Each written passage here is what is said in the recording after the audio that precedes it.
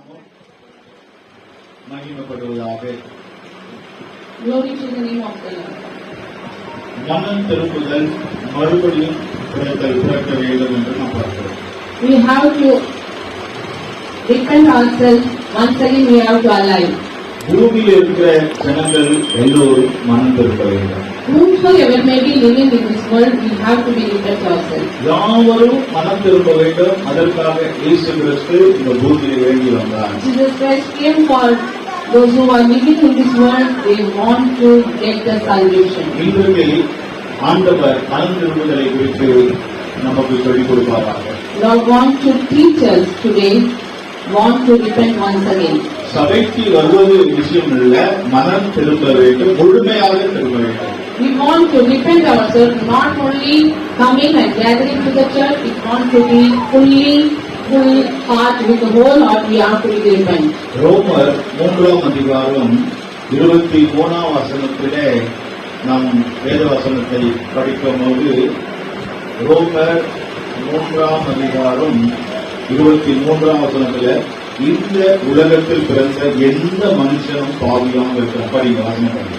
எல்லோரும் பாவம் செய்து தேவ மகிமையற்றவர்களாகி எல்லோரும் பாவம் செய்து தேவ மகிமையை அற்றவர்களானார்கள். Romans chapter 3 and the verse is 23. For all have sinned and come short of the glory of the Lord. ஒரு பரிசுத்த சந்ததியை உருவாக்குவதற்காக தேவன் ஆதாமும் ஏவாளை உண்டாக்கினார். Lord created Adam and Eve. He wants to build up the good and holy generation. அவர்கள் பாவம் செய்தவரினாலே அவர்கள் மூலமாக எல்லோரும் பாவமாக மாறினார்கள். The people, those who are created through God, they sinned, and that's why the whole earth was made sin. அதனாலே உலகத்திலே பிறந்தவர்களும் எல்லோரும் பாவியாகவே இருக்கிறார்கள். All the people made the sin, and all the people became a sinner. இந்த பாவியாக இருக்கிற எல்லா மனுஷருக்கும் ஒரு சத்தியம், மனம் திரும்புதல் சத்தியம் தேவையாக இருக்கிறது. The people need a salvation, those who are sinned already and going to doing the sin also. 1 தீமோத்தேயு 2ஆம் அதிகாரம் 4ஆம் வசனத்தில், 1 Timothy, 1st chapter, 4th verse. 2ஆம் அதிகாரம் 4ஆம் வசனத்தில், 2nd chapter, 4th verse. எல்லா மனுஷருக்கும் சத்தியத்தை அறிவிக்கவும் தேவன் சித்தமுள்ளவராக இருக்கிறார். Lord wanted those who are in the world, they want to learn and search the salvation and the scripture. எல்லா மனுஷரும் ரட்சிக்கப்படவும் சத்தியத்தை அறிவை அடையவும் அவர் திட்டமுள்ளவராய் இருக்கிறார். எல்லா மனுஷரும் சத்தியத்தை அறிந்து கொள்ள வேண்டும். All the people need to learn and search the word of the Lord. ஒருவரும் சத்தியம் அறியாமல் இருக்கக்கூடாது. Nobody can do not know the knowledge of the truth. இயேசு கிறிஸ்து வருகிற அந்த நாட்களிலே பூமி எங்கும் சுவிசேஷம் அறிவிக்கப்படும், மக்களுக்கு முடியும். When the Lord Jesus is coming after here, that time the world will be go end. அதனால இப்பொழுது மீடியா மூலமாக, யூடியூப், வாட்ஸ்அப், மொபைல் மூலமாக, நெட் மூலமாக முழு உலகத்துக்கும் சுவிசேஷம் அங்கே பரவி கொண்டிருக்கிறது. The gospel is spreading all over the world through the media, gospel everywhere. ஏன்னா அதுதான் தேவ சித்தம். Because it is the wish of the Lord. எல்லா ஜனங்களுக்கும் சத்தியம் போக வேண்டும். Because all the people want to know the truth of the Lord. எல்லா ஊர்களுக்கும் நாட்டுக்கும் நாம் போக முடியாது. All we cannot go any countries and nation. கர்த்தராகிய இயேசு கிறிஸ்து கூட முழு உலகம் போய் அவர் ஊழியம் செய்யவில்லை. Lord Jesus said he didn't went to many places and he spread the gospel. ஆனால் இன்றைக்கு கிருபையாக கர்த்தருடைய வார்த்தை சுவிசேஷம் ஆன்லைன் மூலமாக, யூடியூப் மூலமாக, வாட்ஸ்அப் மூலமாக முழு உலகமும் சுவிசேஷம் போய் கொண்டிருக்கிறது. But nowadays the truth of the Lord is going through the media, so many nation and the country. எல்லாரும் மனம் திரும்ப வேண்டும். All the people want to repent. கர்த்தருக்கு ஸ்தோத்திரம். Praise be the Lord. பாவ சுபாவம், பாவ கிரியைகள் 2 விஷயம் இருக்கிறது. அந்த 2த்தையும் நாம் மனம் திரும்ப வேண்டும். We want to repent through things, whatever it may be. நிறைய பேர் பாத்தீங்கன்னா நான் மனம் திரும்பிட்டேன், சபைக்கு வருவார்கள், ஆனா அந்த பாவத்தை அவர்கள் செய்து கொண்டேதான் இருப்பார்கள். So many people gather the church, attend the church, but they never repent in a few things. ஞானஸ்நானம் எடுத்துட்டேன்னு சொல்வார்கள், அந்த பாவத்தை அவர்கள் செய்து கொண்டே They இருப்பார்கள். will be the baptized people, but they will be still in the sin.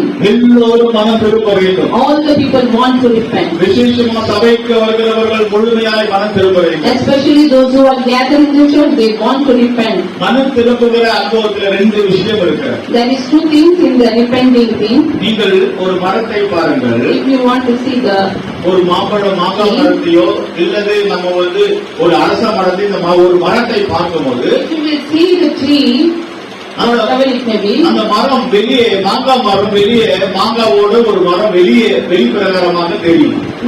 we can see outside of the mango tree. ஆனா இந்த மாங்காய் மரம் அல்லது இந்த ஒரு அரச மரம் அதோட வேர் பூமிக்குள்ள மறைந்து இருக்கும். The tree's roots were inside the earth. Maybe it is the mango tree or banyan tree. ஒரு மரத்துக்கு ரெண்டு அனுபவங்கள் உண்டு. Yeah, the truth is it will be in the tree. ஒன்று மரம் வெளியே தெரிகிறது. The tree may be show outside. இரண்டாவது மரத்துடைய வேறு பூமிக்குள்ள மறைந்திருக்கிறது. Second thing, the roots were deep inside the earth. அதுபோலதான் பாவம் என்று சொன்னாலே ரெண்டு விதத்திலே வெளிப்படுகிறது. Two things may be the outside in the sin. ஆதாம்னாலே எல்லோரும் பாவியாக மாறினார்கள். All the people sinned because of the Adam. பிந்தின ஆதாமாகி இயேசு கிறிஸ்துவினாலே எல்லோரும் பாவத்திலிருந்து விடுதலையாக்க வேண்டும். After that, Jesus Christ, like Adam, he came. Because him, the people got the salvation and repentance. எல்லோரும் பாவியாக மாறினார்கள். First, the Adam did the sin, so all the earth people, human being, made the sin. பாவத்திலே ரெண்டு பகுதிகள் உண்டு. Two parts of the sin is there. ஒன்று பாவ சுபாவம். பாவ சுபாவம் ரத்தத்தில சுபாவத்தில் அந்த ஜீன்ல கலந்திருக்கு. பாவ சுபாவம் அது மறைந்திருக்கிற ஒரு பொருள். That is the sin will be inside the blood in the body. இரண்டாவது பாவ கிரியைகள். அது வெளிரங்க மரத்தை போல வெளிரங்கமா தெரிகிற பாவ கிரியைகள், வெட்டுகிறது, குத்துறது, கொலை செய்கிறது, பின்பாட்டி அடிக்கிறது, பாவம் செய்ய கிரியைகள், இதெல்லாம் வெளியே தெரிகிற பாவம். Second portion of the sin is outside. It will be show like action. இந்த ரெண்டு பாவத்திலிருந்தும் கர்த்தராகிய இயேசு கிறிஸ்துவினால் மனம் திரும்ப வேண்டும். From these two parts of the sin, we have to repent through the Lord Jesus Christ. ஒன்று பார்க்கிறவங்க நல்லவங்களை போல இருப்பாங்க, ஆனா அவங்களுக்குள்ள பாவம் மறைந்திருக்கும். We can see many people, they may be outside, they are very good and nice, but inside they have a sin. இரண்டாவது விஷயம், பார்க்கும் போதே அவர்களுடைய கிரியைகள் பாவியாகவே இருக்கிறார்கள். Second thing, whenever we see that people, some people, இருக்கும் போதே அந்த குழந்தை பாவியாக பாவத்தில்தான் அந்த கர்ப்பம் தரிக்கப்படுகிறது என்று பார்க்கிறோம். the infant is grow conceived through the iniquity and the sin. பிரியமானவர்களே, இந்த உலகத்திலே வெளிப்படுவதற்கு முன்பாகவே தாயின் வீட்டில் இருக்கும் போதுவே அந்த பாவம் அந்த குழந்தைக்கு இருக்கிறது. The baby have the sin inside when it grow, when it conceived in the womb of his mother. அதுதான் பாவத்தின் சுபாவம். That is the sin of the people. நாங்கள் ஒரு இடத்துக்கு ஊழியத்துக்கு போகணும். We went for the ministry somewhere else. அந்த ஒரு பையனுக்கு ஒரு 4 வயசு தான் இருக்கும். The boy is aged near 4 years. அவங்க அப்பா கேட்கிறார் அந்த பையனை பார்த்து, நீ என்ன செய்கிறார் என்று சொல்லும்போது அந்த பையன் பொய் சொல்லுகிறான். The father asked him, what you are doing? The boy was saying lies. அப்போ அந்த பையனுடைய தாய் என்னிடத்திலே சொல்லுகிறார்கள், ஃபாதர், நான் அவங்க அப்பா அவனோட பேசும்போது அந்த பையனுக்கு நான் ஒன்னும் சொல்லிக் கொடுக்கல, அவனாகவே அந்த பையன் தான் எடுத்து வைத்து பொய் சொல்லுவான் தகப்பனோட. The mother said to us, Father, we didn't teach him anything, but with his own body he is lying his father. ஒரு 4 வயசு பையனுக்கு பாவத்தை சொல்லிக் கொடுக்க வேண்டிய அவசியம் இல்லை, தானாகவே அவன் பாவத்தை சுபாவம் வெளிப்படுகிறது. Because his nature is coming outside, because we don't want to teach him how to say the lie. இன்றைக்கு பாவம் கிளாஸ் சொல்லி பாவத்தை யாரும் டியூஷன் வைக்கல, ஸ்கூல் நடத்தல, பாவத்தை சொல்லிக் கொடுக்க தானாகவே குழந்தைகளோட பாவம் வளர்கிறது. Yeah, this is the sin is growing with the child. We are not keeping the class or tuitions or school anywhere. அதுதான் பாவம் சுபாவம். That is the sin. பாவம் கிரியைகள் என்று சொல்லும்போது The action of a sin is 1 கொலோசியர் 1ஆம் அதிகாரம் 21ஆம் வசனத்திலே, 1 Colossians 1:21, 1:21. முன்னே அநியாயராயும் துர்க்கிரியைகளினாலே மனதிலே சத்துருக்களாயும் இருந்த உங்களையும் பரிசுத்தராகவும் குற்றமற்றவர்களாகவும் கண்டிக்கப்படாதவர்களாகவும் தமக்கு முன் நிறுத்தும்படியாக அவருடைய மாம்ச சரீரத்தை அடைந்த மரணத்தினாலே இப்பொழுது ஒப்புரவாக்கினார். இந்த மாம்ச சரீரத்திலே செய்கிற பாவத்திலிருந்து விடுதலையாக்கி ஆண்டவரோட ஒப்புரவாகுதலாக வேண்டும். We have to be compromised with the Lord. We want to leave the fleshy things, whatever we are did in our body. கலாத்தியர் 5ஆம் அதிகாரம் 19ஆம் வசனத்தில் படிக்கும்போது Galatians chapter 5 and 19th verse.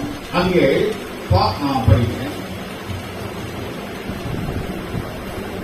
கலாத்தியர் மாம்சத்தின் கிரியைகள் வெளியரங்கமா இருக்கின்றன. அவையாவன விபசாரம், வேசித்தனம், அசுத்தம், காமவிகாரம். மாம்சத்தின் பாவம் வெளிரங்கமா இருக்கிறது. The fleshly work are outside. அந்த மாம்சத்தின் சரீரத்துடைய பாவங்கள் விபச்சாரம், வேசிதனம், அசுத்தம் இதெல்லாம் வெளிரங்கமாக இருக்கிறது. These category adultery, fornication, uncleanness, all are we can see outside. இந்த சரீரத்திலே செய்கிற பாவங்களை விடுதலையாக்கும்படியாக இயேசு கிறிஸ்து ரத்தத்தினால கழுவப்பட்டு மனம் திரும்ப வேண்டும் அவசியமாக இருக்கிறது. பிரியமானவர்களே, We need to repent ourselves because whatever we did, whatever the people are doing the sin outside it.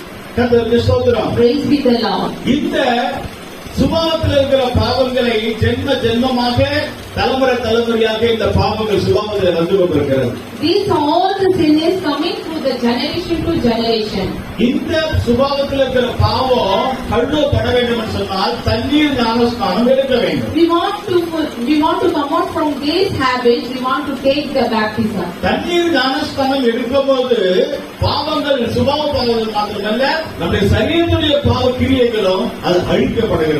Not only habits of the sin, it will be the action of the sin also go through the baptism. நாம் பிறந்த நாள் முதல் எப்பொழுது ஞானஸ்நானம் எடுக்கிறோமோ அந்த சுபாவத்துடைய பாவங்கள் எல்லாம் தண்ணீரிலே கழுவப்படுகிறது. When we born, still now, it will be go through the baptism, we did the sin also. ஒருவேளை நீங்கள் ஞானஸ்நானம் எடுக்காமல் இருந்தால் If you will, people will not take the baptism. நீங்கள் ஞானஸ்நானம் எடுக்கும்போது உங்களுடைய பிறந்த நாள் முதல் இதுவரைக்கும் செய்த எல்லா சுபாவத்துடைய பாவங்கள் தண்ணீரினாலே கழுவப்படுகிறது. Whatever you have the habits of the sin, if you will take the baptism, all the iniquity will be cleansed away. அப்படியாக நம்ம மனம் திரும்பும்போது சரீரத்துடைய கிரியைகளுடைய பாவங்கள் எல்லாம் கழுவப்படுகிறது. All the whatever bodily we are doing, it will be cleansed away. Flee away from your body. உண்மையாகவே மனம் திரும்பி நம்ம ஞானஸ்தானம் எடுப்போம் என்றால் அதுல ஞானஸ்தானம் எடுக்கிறதுக்கு 7 படிகள் உண்டு, 7 degree. 7 steps are there if you will be really want to take the baptism. சில ஞானஸ்தானம் எடுப்போம், இல்லை எடுத்துட்டு ஆசீர்வாதம் கிடைச்சிடும். ஒரு மேரேஜ் பண்ணும்போதோ இல்ல வெளிநாட்டுக்கு போகும்போதோ ஏதாவது ஒரு சர்டிபிகேட் வேணும்னு சொல்லி அதுக்காக ஞானஸ்தானம் எடுப்பாங்க. Some people will be take the baptism because of the marriage, because they want to flee away for the other nation. பரலோக ராஜ்யம் போக வேண்டும், சபையில் ஐக்கியப்பட வேண்டும், திருவிருந்தில பந்தியில பங்கு பெற்று விசுவாசிகளாய் மாற வேண்டும் என்று சிலர் ஞானஸ்நானம் எடுப்பார்கள். அவர்களுக்கு 7 படிகள் தேவை. 7 steps they want to need because the people will be gathered in the church. They want to go to the and rule the kingdom of the Lord and so many. 7 படிகளை குறித்து நாம் படிப்போமாக. Now we want to learn 7 steps of the baptism. முதலாவதாக பாவ உணர்வு. First is the அப்போஸ்தலர் 2ஆம் அதிகாரம் 37ஆம் வசனத்தில் படிக்கிறோம். Acts chapter 7, 2nd and 37. இதை அவர்கள் கேட்ட பொழுது இருதயத்திலே குத்தப்பட்டவர்களாகி பேதுருவையும் மற்ற அப்போஸ்தலரையும் பார்த்து, சகோதரரே, நாங்கள் என்ன செய்ய வேண்டும் என்றார்கள். Now when they heard this, they were pricked in their heart, and said unto Peter and to the rest of the apostles, Men and brethren, what shall we do? பேதுரு கர்த்தருடைய வசனத்தை பிரசங்கித்துக் கொண்டிருக்கும் பொழுது When Peter was preaching the word of the Lord, சகோதரர்களே, நீங்கள் மனம் திரும்ப வேண்டும். Oh my dear beloved brother, you have to repent yourself. கர்த்தராகிய இயேசு கிறிஸ்து கொலை செய்யப்பட்டு அந்த இயேசு கிறிஸ்து சிலுவையில் அறையப்பட்டு மரித்து அவர் உயிர்த்து எழுந்தார். Oh my brethren, Jesus Christ was crucified because of you only. அந்த இயேசு கிறிஸ்துவை நீங்கள் விசுவாசிக்க வேண்டும் என்று சொன்னால் நீங்கள் மனம் திரும்ப வேண்டும். If you want to believe that Lord Jesus Christ, you want to repent once again. மனம் திரும்ப வேண்டும் என்று சொன்னால் ஒரு பாவ உணர்வு உண்டாக வேண்டும். If you want to repent yourself, you have to think about your sin. எந்த ஜனங்களுக்காக இயேசு கிறிஸ்து வந்தாரோ அந்த ஜனங்கள் இயேசுவை சிலுவையிலே கொலை செய்தார்கள். For what the people Lord Jesus Christ came, that people only crucified Lord Jesus. நீங்கள் பாவ உணர்வு அடைய வேண்டும். You want to think about your sin. பாவ உணர்வு அடைந்தால்தான் கர்த்தராகிய இயேசு கிறிஸ்துவை விசுவாசித்து ஞானஸ்நானம் எடுக்க If முடியும். you will think about yourself, then only you will take and you will believe Lord Jesus Christ and take the baptism. கர்த்தருக்கு ஸ்தோத்திரம். Praise be the Lord. அதுபோல ஞானஸ்நானம் எடுக்க விரும்பினால் அல்லது திருவிருந்து எடுக்க விரும்பினால் ஒரு பாவ உணர்வு உண்டாக வேண்டும். You want பிரியமானவர்களே, to think and repent once again, and you have to take the supper of the bread of wine. எந்த பாவ உணர்வு இல்லாமலே திருவிருந்து எடுப்பார்கள். Some they are saved. எந்த ஒரு ஜபத்துக்கும் வர மாட்டாங்க. They never attend any prayer. ஒரு அறிக்கை செய்ய மாட்டார்கள். They never tell any எந்த witness. விதத்துல உண்மையா இருக்க They மாட்டார்கள். never be truthful for anyone. ஆனால் திருவிருந்து எடுப்பார்கள், ஞானஸ்நானம் எடுப்பார்கள். But they want to take the baptism and take the ஆனா wine. இங்க சொல்லி இருக்கிறது But here the word of Lord says, பாவ உணர்வு தேவை. நீ செய்த பாவத்துக்கு ஒரு மனஸ்தாபம் தேவை. oh, the word of the Lord said, you want to repent once again, you have to think about you are a sinner. அந்த பரிசுத்த பந்தி எடுப்பதற்கு ஒரு பாவ உணர்வு. ஐயோ ஆண்டவரே, நான் மன்னியும் ஆண்டவரே. Oh my Lord, have mercy upon me and give the forgiveness before taking the supper. முதல் அனுபவமே பாவ உணர்வு. First, your practice will be the think about your sin. இரண்டாவது அனுபவம் Second thing is, மனஸ்தாபம். you have to very feel about the sin. 2 கொரிந்தியர் 7ஆம் அதிகாரம் 10-11 வசனத்துல படிக்கிறோம். 2 Corinthians 7th chapter 10-11ல 10 and 11. தேவனுக்கு ஏற்ற துக்கம் பின்பு மனஸ்தாபப்படுகிறதற்கு இடமில்லாமல் ரட்சிப்புக்கு ஏதுவான மன திரும்புதலை உண்டாக்குகிறது. லௌகீக துக்கமோ மரணத்தை உண்டாக்குகிறது. ஒரு மனஸ்தாபம் உண்டாக வேண்டும். பிரியமானவர்களே, You want to take the godly sorrows. எந்த ஒரு பிரச்சனையா பாவமாக இருந்தாலும், சண்டை போட்டு இருந்தாலும், ஏதாவது பேசி இருந்தாலும் அதோட வந்து நம்ம திருவிழா ஞானஸ்தானம் இருக்கக்கூடாது. You should not take the baptism and take the supper, because you have to take sorrow and the repentance. உன்னுடைய சகோதரனோட உன் சகோதரியோட உனக்கு மனஸ்தாபம் இருந்தால் மனஸ்தாபப்பட்டு நீ கர்த்தருடைய சமூகத்திலே மனம் திரும்ப வேண்டும். You have to repent in the presence of the Lord when you will have the fight or whatever iniquity with your brother and sister. சிலர் எல்லாம் சகோதரிகளோட மனஸ்தாபம் இருக்கும், அப்படியே ஞானஸ்தானம் எடுப்பாங்க, அப்படியே வந்து நாங்கள் திருவிருந்து எடுப்பாங்க. Some people have the iniquity with the people, those who are with them, then also they will come and take the supper. ஒரு மனஸ்தாபம் இருக்கிறது. They want to be sorrow. மூன்றாவது அனுபவம், Third step is, சரியான ஒரு மன திரும்புதல் என்று சொன்னால் அறிக்கை செய்ய வேண்டும். they want to tell about their sin in front of the Lord. 1 யோவான் 1ஆம் அதிகாரம் 9ஆம் வசனத்திலே 1 John 1:9 first chapter 9th word. கர்த்தராகிய இயேசு கிறிஸ்து ரத்தத்தினாலே நீங்கள் கழுவி சுத்திகரிக்கப்பட வேண்டும். நம்முடைய பாவங்களை நாம் அறிக்கையிட்டால் பாவங்களை நமக்கு மன்னித்து நம்முடைய பாவங்களை நாம் அறிக்கையிட்டால் If we will confess our sin about our sin, உண்மையாவே மெய்யாவே ஒரு மனம் திரும்புதல் என்று சொன்னால் பாவம் செய்கிறவர்கள் அறிக்கையிட வேண்டும். yeah, this is a real repentance if we want to confess our sin and ask the forgiveness. அதனாலதான் நாங்கள் சுத்திகரிப்பு கூட்டம் வைக்கிறோம், அல்லது திருவிருந்து எடுப்பதற்கு முன்பாக ஒரு அறிக்கையின் கூட்டம் வைக்கிறோம், அறிக்கை செய்ய வேண்டும் என்று. That's why we are keeping the sanctification service to confess our sin. அறிக்கை செய்யாமல் திருவிருந்தோ அல்லது ஞானஸ்நானம் எடுப்பீர்களானால் நாம் மனம் திரும்ப முடியாது. Oh, we cannot be repentant if we will not confess and think about our sin. எத்தனையோ பேர் பாருங்க, அறிக்கை செய்யாமலே அவர்கள் திருவிருந்து எடுப்பார்கள் அல்லது ஞானஸ்நானம் எடுப்பார்கள், கடைசியில அவர்கள் பின்வாங்கி பாங்கியாகவே The மாறிவிடுவார்கள். people will be, once again they will go in that same sin. They cannot be confessed their sin and they will not ask the forgiveness. உண்மையாகவே மனம் திரும்புதல் என்று சொன்னால் தன் செய்த எல்லா பாவங்களையும் கர்த்தருடைய சமூகத்தில் அறிக்கை செய்ய வேண்டும். You want really the repentance. First you have to come to the presence of Lord. You have to confess and ask the forgiveness. நீதிமொழிகள் 28ஆம் அதிகாரம் 13ஆம் வசனத்திலே என்னத்தை நாம் வாசிக்கிறோம்? தன் பாவங்களை மறைக்கிறவன் வாழ்வடைய மாட்டான், அவைகளை அறிக்கை செய்து விடுகிறவனோ இரக்கத்தை பெற்றுக் கொள்வான். What we are learning in the Proverbs chapter 28 and 13 verse is we covenant the sin. கர்த்தருக்கு ஸ்தோத்திரம். Let's see the Lord. நான்காவது அனுபவத்திலே Fourth step is திருப்பி கொடுத்தல். நம்ம ஏதாவது யார்கிட்டயாவது வாங்கி இருப்போம்னா அதை நம்ம திருப்பி கொடுக்க வேண்டும். whatever we get from anybody, we want to give back to the same way. எசேக்கியேல் 33ஆம் அதிகாரம் 15ஆம் வசனத்திலே, Chapter Ezekiel 33 chapter. லூக்கா 19ஆம் அதிகாரம் 8ஆம் வசனத்திலே, Luke chapter 19:8 98 verse. யாத்திராகமம் 20ஆம் அதிகாரம் 17ஆம் வசனத்திலே, Exodus chapter 20:17 20:17. இந்த வசனங்கள் சொல்லுகிறது, நீ யார்கிட்டயாவது ஏதாவது வாங்கி இருந்தால் நீ அதை ஏமாற்றக்கூடாது, வாங்கினவர்கிட்ட நீ மீண்டும் திருப்பி கொடுக்க வேண்டும். Whatever you will take or you will get from anybody, don't be cheated and you have to be returned back to that person. அநேக கிறிஸ்துவர்கள் ஜெபம் பண்ணுகிறார்கள். So many Christian people, they may be in the prayer. ஒரு ஆளுகிட்ட கடன் வாங்குகிறார்கள், If they will be asked the money, அதை திருப்பி கொடுக்க முடியவில்லை.